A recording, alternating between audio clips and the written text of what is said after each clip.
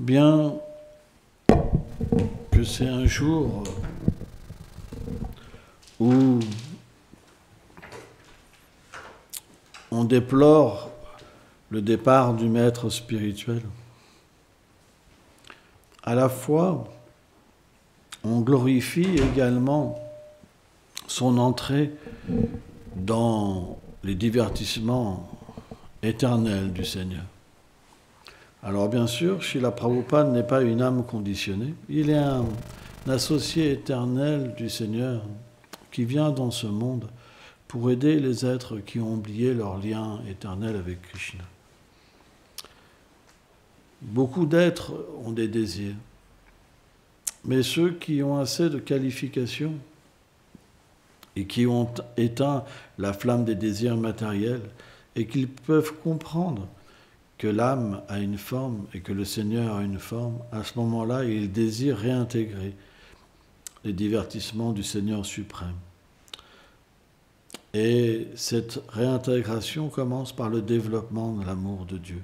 Or, sans le refuge d'un sadguru, d'un gourou authentique, d'une âme réalisée, d'un associé du Seigneur, cette compréhension ne peut pas venir dans le cœur d'une âme conditionnée, c'est impossible. Parce que l'âme conditionnée est simplement dictée par une chose, c'est ses désirs. Alors que l'âme libérée, elle est dictée par une seule chose, c'est le plaisir de Krishna. Comment je peux faire plaisir à Krishna? Elle ne connaît que cette direction. Or, le gourou, le maître spirituel, vient dans ce monde pour réorienter le désir de l'âme et de lui faire comprendre qu'il s'est trompé et qu'en redirigeant convenablement le désir à travers le service de dévotion, alors il peut réintégrer son intelligence originelle et voir alors à travers sa propre expérience la demeure du Seigneur suprême. Donc, Srila Prabhupada est un tel maître spirituel. C'est pourquoi il est même dit qu'il est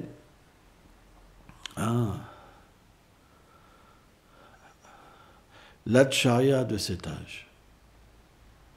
Yoga acharya. Kali Yoga acharya. Parce qu'il est venu avec une mission bien particulière, c'est de réintégrer la civilisation de la dévotion dans ce monde d'ignorance. Krishna a prédit que dans cet âge de Kali, il y aurait un âge d'or qui durerait 10 000 années. Et dans le Chaitanya Mangal, Chaitanya Mahaprabhu lui-même a dit « Je répandrai mon saint nom, mes gloires, de ma forme, de mes attributs, de mes divertissements, et je ferai que tous chantent mes noms et deviennent qualifiés pour comprendre mes doux lilas. » Mais il a aussi expliqué qu'il enverrait son Senapati Bhakta, son général d'armée, dans les territoires où les gens fuient le dharma originel de l'être, les sentiments originels de l'être, qui l'unissent au Seigneur suprême. Alors oui, tu es celui qui est venu ici et qui nous a permis de comprendre Vrindavan. Sans toi, on ne peut pas réaliser cette terre où le Seigneur apparaît, sa demeure éternelle, avec ses associés. Car tu as été mandaté pour cela. C'est pourquoi nous sommes tous à tes pieds. Sans toi, qu'est-ce que nous sommes? Si tu étais aujourd'hui présent physiquement, nous serions tous tes disciples.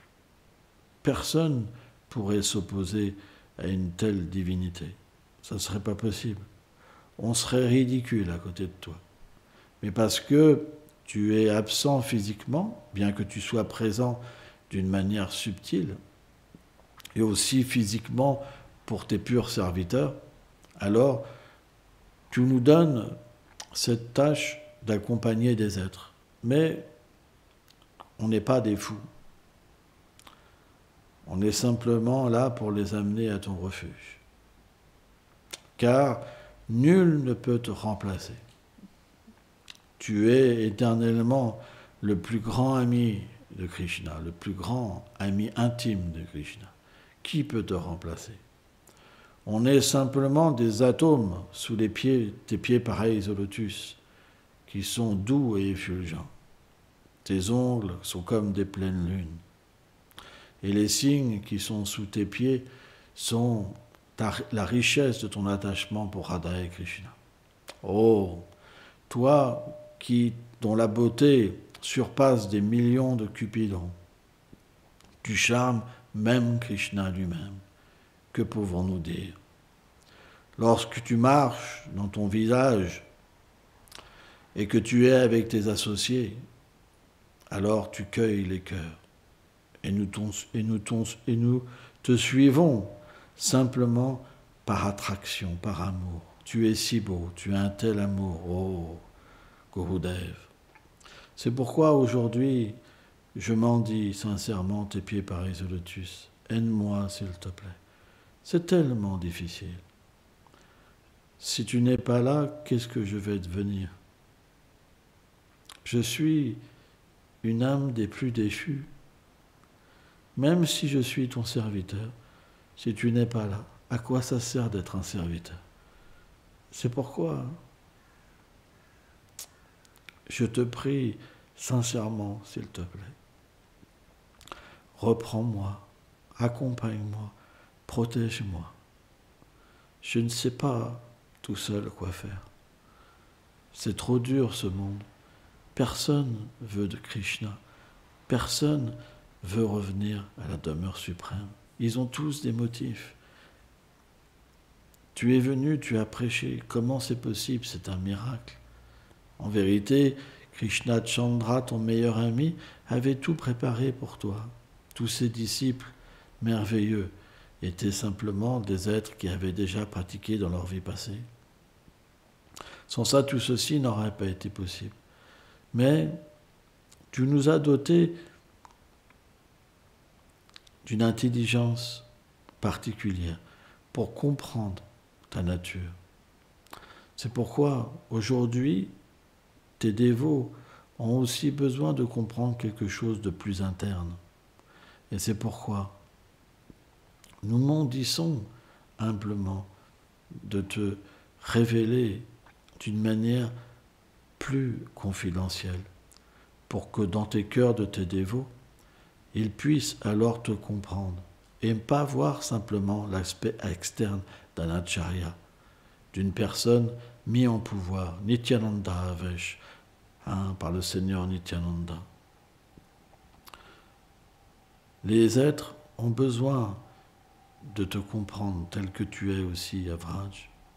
Et c'est quelque chose qui est important, et tu le sais au fond de toi. C'est pourquoi, s'il te plaît, permets-nous d'aider ces quelques personnes qui seraient intéressées à te connaître davantage. Et fais que cette mission alors se propage. En fait, tout est dans tes mains. On n'a aucun pouvoir, surtout moi, qui suis le plus bas. Mais tu as des bons serviteurs ici, bien meilleurs que moi.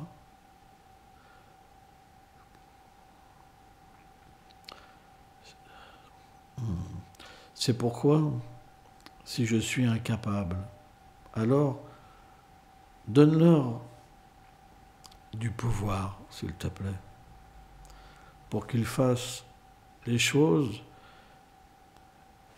que je n'arrive pas à faire. C'est pas facile, Gurudev, d'être déchu comme je suis déchu, tu sais.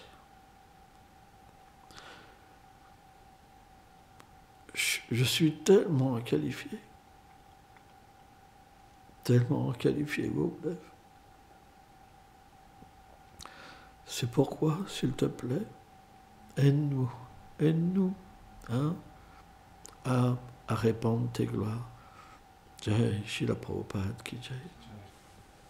Namam Vishnupadaya Krishna Prasthaya Bhutare Shrimate Bhaktivedanta Swaminiti Namine. Namaste Sarasvati Deve Gauravani Pracharine Nirvishesha Shunyavadi Pashtatyadi Shatarine. Comme Gurudev l'a déjà tellement mieux expliqué que moi, on est seulement présent ici par la miséricorde de Prabhupada. Je méditais là-dessus ce matin. La seule raison pourquoi je suis ici aujourd'hui, c'est par la miséricorde de Prabhupada. On lui doit tellement tout en réalité. C'est pourquoi on a une immense dette envers lui. Comme Gurudev l'exprimait tout à l'heure, Prabhupada nous a permis de nous connecter à Vrindavan. Même il disait, parce que naturellement, comme il est l'ami le plus intime de Krishna, naturellement il possède Krishna. Et Prabhupada il disait ça, mais avec fierté d'être un ami si spécial de Krishna. Il disait, voilà, Krishna est là, prenez-le, acceptez-le. Donc qui d'autre que Prabhupada peut dire ça en réalité? Je vous le donne. Et c'est ça qui est spécial. Comme Prabhupada est tellement proche de Krishna, naturellement, il peut nous donner Krishna. Il peut nous donner Vrindavan. Et c'est en quoi aussi il s'appelle Srila Prabhupada, parce qu'il peut donner Krishna, il peut donner l'accès à Krishna. C'est ce que Rupa Goswami il explique. On peut seulement être introduit à Vrindavan par un associé éternel de Radha et Krishna. Et Prabhupada, c'est réellement le pont qui nous connecte à Goloka Vrindavan, à Radha et Krishna, à leur doux divertissement. Donc, en ce jour si spécial, on doit vraiment l'honorer de tout notre cœur. Et on doit se souvenir tout ce qu'il a fait pour nous, tout ce qu'il nous a donné. Et on doit le quémander de tout notre cœur, de bien vouloir être miséricordieux envers nous, comme il le souhaitait. Il souhaitait qu'on développe l'amour pour Krishna, pour réciproquer avec son désir. Le supplier de bien vouloir nous aider à développer de l'amour pour Krishna, à développer de la dévotion, la pure dévotion, à cheminer dans notre relation avec Radha et Krishna.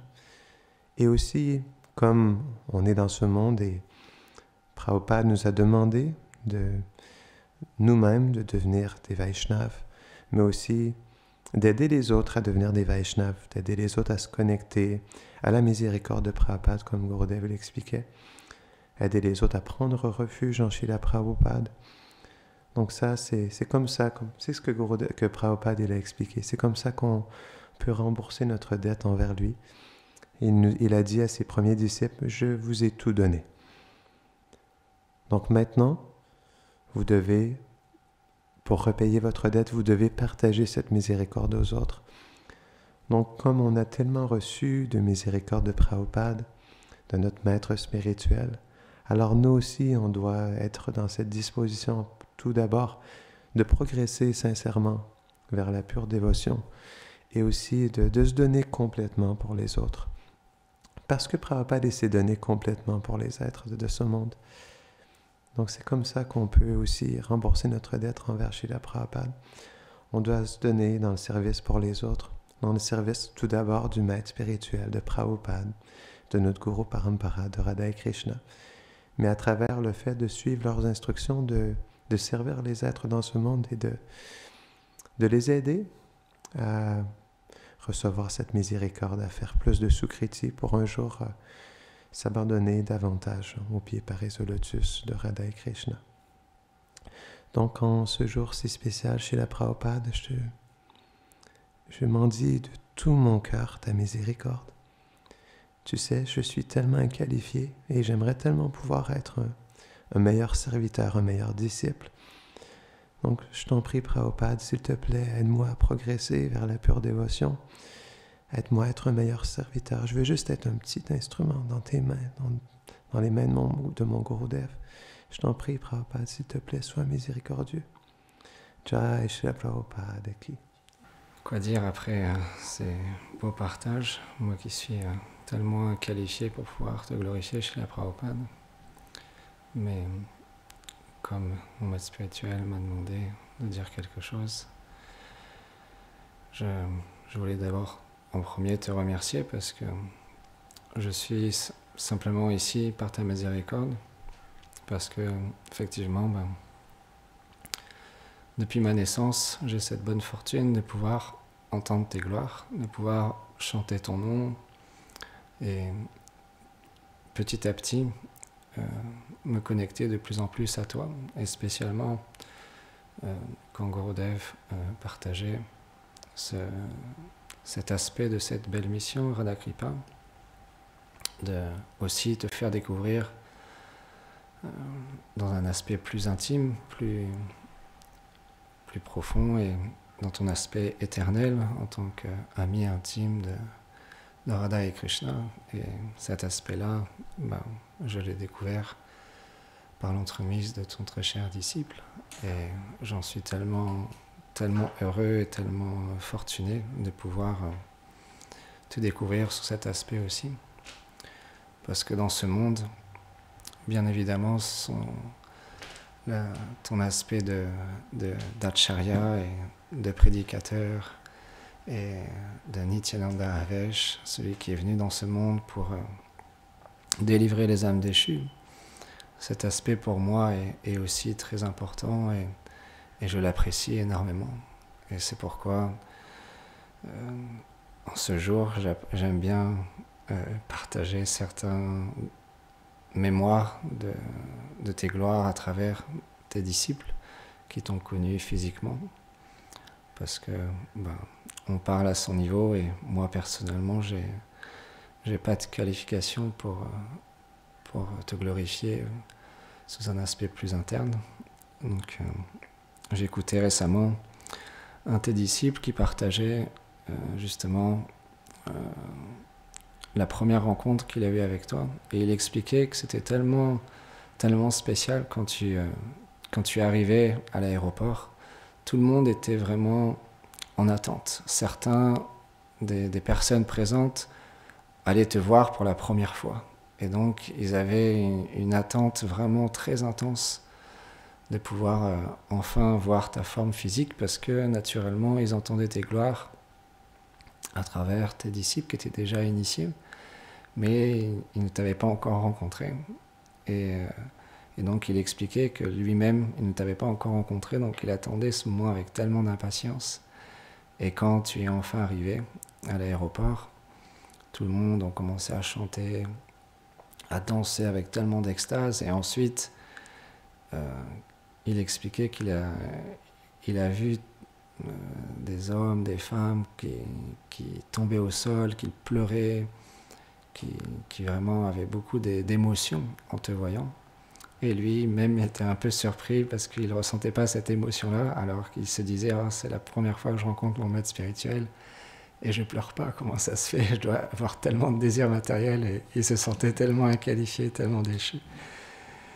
Et ensuite, il expliquait, le temps est passé, et après quelques mois ou une année, je ne sais plus exactement, après un certain temps, et tu as demandé à un de tes disciples de venir aider justement à propager les enseignements de Sri Chaitanya Mahaprabhu en France.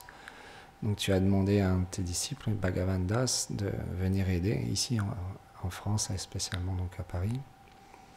Et dans l'assemblée, tu as demandé s'il y avait quelqu'un qui voulait l'accompagner. Et donc Idradumna Maharaj a levé la main et il a dit « moi je veux y aller, je vais l'accompagner ». Et donc tu lui as demandé s'il connaissait comment organiser les voyages, comment préparer toute une mission, tout ça, s'il se sentait prêt à faire ça. Et donc Idradumna Maharaj a répondu qu'il avait déjà voyagé en France, en Europe, et que pour lui il n'y avait pas de problème, il était prêt à faire ce service. Et Bhagavan Das ensuite l'a approché et lui a dit « s'il te plaît, fais en sorte qu'on puisse être dans le même avion que Srila Prabhupada ». Et donc Idradumna Maharaj a appelé l'aéroport, et donc il a dit « est-ce que vous avez sa divine grâce et ses Bhaktivedanta Swami Prabhupada dans votre avion ?» Et donc il a dit oui, effectivement, il est présent, il a un siège. Et donc Hidradhana Maharaj, avec beaucoup de conviction, il a dit je voudrais avoir deux places dans ce même avion. Et là la personne a dit mais je suis désolé, l'avion est complet. Et là il a commencé à dire mais vous vous rendez pas compte, c'est mon maître spirituel. Il a dit quoi? Votre maître spirituel c'est quoi? Il dit c'est mon guide, c'est mon gourou. Et après il voyait qu'il comprenait pas, il a dit c'est comme chez les chrétiens, quoi. C'est un prêtre, c'est quelqu'un qui nous donne les enseignements, c'est mon refuge. Et je dois absolument être dans cet avion avec lui. Il a dit ah ok, je comprends. Je vais appeler mes supérieurs. La personne a appelé les supérieurs.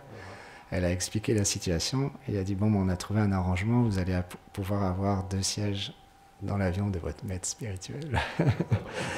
Et il explique après, il est rentré dans l'avion et pour lui c'était nouveau de voyager avec Srila Prabhupada. Donc il était très impatient et donc il s'est assis dans l'avion. Il a vu qu'il y avait un siège de libre à côté de Srila Prabhupada. Et Prabhupada, il commençait à chanter c'est japa, il commençait à chanter les saints noms. Et quand l'avion est arrivé à décoller, après c'est stabilisé, alors Prabhupada a dit bon, prashad.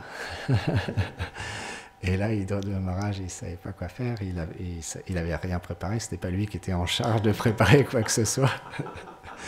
Et il s'est rappelé qu'il y a une personne, avant le départ de Srila Prabhupada, avait donné un sac avec des oranges. Donc il est allé chercher ce sac, et donc il a commencé à éplucher les oranges, à les donner à Srila Prabhupada. Et donc Prabhupada, il mangeait les oranges, et ensuite il a mangé toutes les oranges qu'il y avait. Et il a dit à Hidradhana Maharaj, maintenant c'est à toi de prendre prashad. Et là, Hidradhana Maharaj peut comprendre, c'était une certaine époque, et c'était des jeunes disciples. Hein. La plupart étaient initiés simplement depuis 8 mois, 1 an, mais ils se retrouvaient à faire tellement de choses pour Srila Prabhupada. Comme Gurudev expliquait, ils étaient tellement mis en pouvoir en fait. Et on peut voir qu'ils avaient pratiqué dans leur vie passée. Mais au début, forcément, il y avait une simplicité. Et donc, Hidradhana Maharaj a dit, mais Srila Prabhupada, il n'y a plus de prashad, il n'y a plus rien. Et Srila Prabhupada, il a regardé, il a dit, ah, mais il y a du Maha Prashad. Et donc, il a compris ce que Prabhupada voulait dire. Il a pris l'assiette avec les oranges, les restes, les plures des oranges, et donc il a mangé les restes de Srila Prabhupada. Il était vraiment en extase. Et il se disait à l'intérieur de lui-même, oh, parce que c'est expliqué dans les Écritures que quand on honore les restes d'un pur dévot, alors on obtient tellement de bénéfices spirituels. Et il se disait ça à l'intérieur de lui-même et il mangeait les oranges comme ça. Et les plures des oranges. Et donc il avait même... Il riait il faisait des drôles. Srila Prabhupada était vraiment surpris de le voir manger toutes les plures d'orange comme ça. Il a même commencé à pleurer. Parce que c'est très fort, quoi, en fait. Et ensuite, ils sont arrivés à l'aéroport. Et donc, Srila Prabhupada, il avait un sac avec tous les commentaires des acharyas qu'il se servait pour pouvoir lui-même faire ses propres commentaires. Et donc, ce sac était vraiment très important. Et quand ils sont arrivés à l'aéroport, donc c'était d'abord, il faisait une escale en Angleterre. Et celui qui est... comment il s'appelle? Celui qui a rencontré les Beatles, Shyama Sundar. Shyama Sundar a dit, mais il faut que quelqu'un y reste pour attendre que le sac de Srila Prabhupada arrive. Et donc il a regardé Hidradhana Maharaj, il a essayé de se cacher parce que lui, en fait, il avait tellement entendu parler des Beatles, de Mukunda, de Shyama Sundar, qui avait rencontré les Beatles, et donc il s'attendait peut-être que les Beatles seront là, il avait envie de voir ça. Et il se disait, il va y avoir vraiment un gros événement, donc j'ai pas envie de louper ça. Et donc il essayait d'esquiver un peu, mais Shyama Sundar lui a dit, Hidradhana, parce qu'il n'était pas encore Swami à ce moment-là, Hidradhana, tu vas attendre le sac de Srila Prabhupada et ensuite tu nous rejoindras. Donc il a dit ok. Donc il a attendu, et donc il a vu tous les Prabhupada partir avec tous les dévots, commencer un gros kirtan. Il était là à l'intérieur de lui, moi je loupe tout ça. Il était un peu frustré, mais plus tard, il a réalisé que c'était sa bonne fortune, en fait.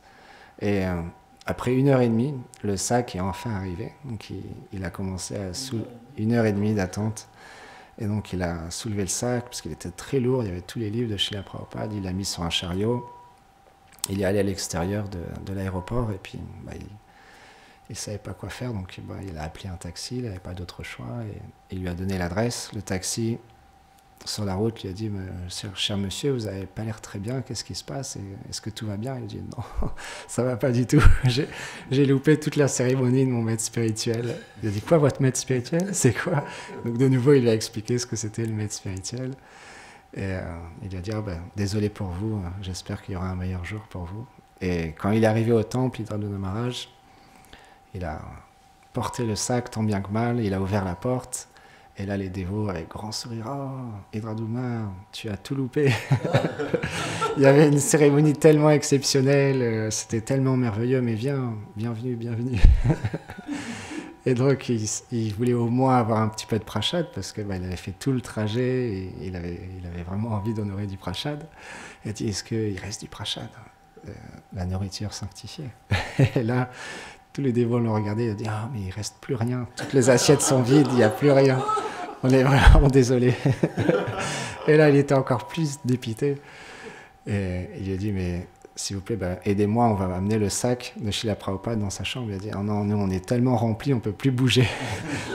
Tu peux te débrouiller tout seul. » Et donc là, il a porté le sac de Srila Prabhupada en le traînant sur les marches. C'était tellement difficile, et il se rend compte, en expliquant cette histoire, qu'il n'a même pas frappé à la porte de la chambre de Srila Prabhupada. Il est rentré tout de suite dans la chambre de Srila Prabhupada, et là, en entrant dans cette chambre, il y a un de ses serviteurs, je ne me rappelle plus son nom, qui servait Srila Prabhupada, a dit « Attention, tu vas tomber sur Srila Prabhupada. » Donc là, il s'est arrêté, et il était à quelques centimètres du visage de Srila Prabhupada. Donc il s'est mis au sol, il a rendu ses hommages à Srila Prabhupada, et il a commencé à chanter Namam Vishnu Padaya Krishna Prestaya. Et au moment où il commence à chanter, Srila Prabhupada lui a donné une bonne tape dans le dos. Au niveau de l'épaule, dans le dos, il a donné une bonne tape. Il était surpris, il ne savait pas si c'était comme un peu un châtiment ou une bénédiction sur le moment. Et donc il a continué à chanter le pranam de Srila Prabhupada. Et en fait, au même moment, Srila Prabhupada, d'une voix très douce,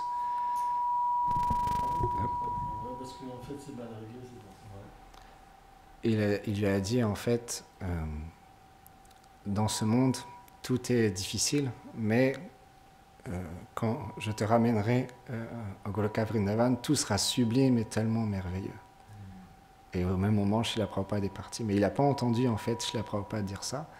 Et donc, il a continué à chanter les mantras. Et quand il s'est levé, il a vu le serviteur de Srila Prabhupada avec la bouche grande ouverte, comme ça. Il a halluciné de voir ce qui s'était passé, parce que c'était tellement spécial, en fait.